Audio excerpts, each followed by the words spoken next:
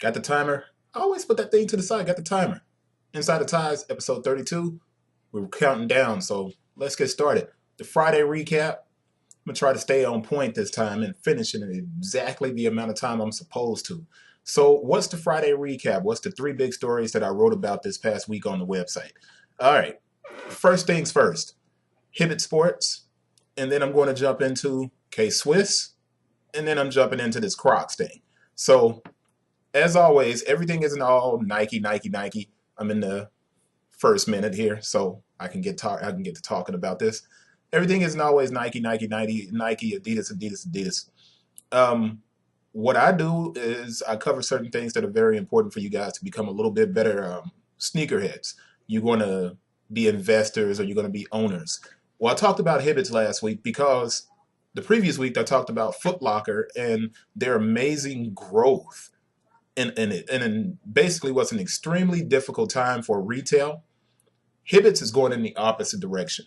Now, so is Finish Line, but I won't jump into that. And I did an article on the website about Finish Line. But Hibbett Sports has a number of reasons why they're struggling. And I've covered this before and I've written about it over and over again. But a 14% drop in business is brutal. And what it really stems from, I think, is their focus on attempting to expand west. Go and read the article, look into that because it's really important stuff. And I think Hibbett's may be the next company on the chopping block as far as something going bankrupt. All right, topic number 2, K-Swiss. Now, I should keep this for last because who knew K-Swiss was going to make something so dope, right? This shoe is called I think it's the Icon Knit. Now, here's the problem. Had I not said K-Swiss, what is this shoe?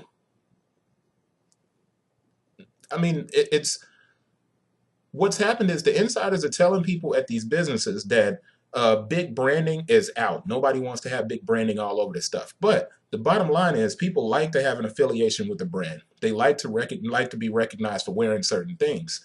You don't know this is a K-Swiss shoe. You don't know this is a K-Swiss shoe. You definitely don't know that's a K-Swiss shoe. They all look like variations of the Adidas Tubular and NMD. Now, as good as they look, I think this is an issue. But will this actually help the company? I wrote the article. It's down here in the description. You can click on it and go and read it. And give me your thoughts about what you think about the shoe. I actually really like this K-Swiss Icon Knit. I really like it. But I wrote about what I think here. So, last thing. And we're at 38 seconds, and it's not going to take that long. Why? Because the people I'm talking to, you guys that are basically in the sneaker culture, I don't think any of us ever has owned a pair of Crocs. And maybe that's the issue. Crocs is closing 160 stores. That means they're on the way out. Um, you know what? I wrote something very quickly. I think Crocs is leaving money on the table. They have some potential and they have some brand cash that they could really work with. But right now, I don't think they're going to recover very quickly. And that is it for this episode. Time is going off. That's the Friday episode. No big sneaker deals this week. I'm not even sitting close enough to grab any to bring over and put on the desk. I forgot. You can go to the online store and you can find pretty much everything. I got a lot of Stan Smiths over here, Prime Knits that are on sale. So you can come to the store, click on it, go pick you a pair of Stan Smiths up.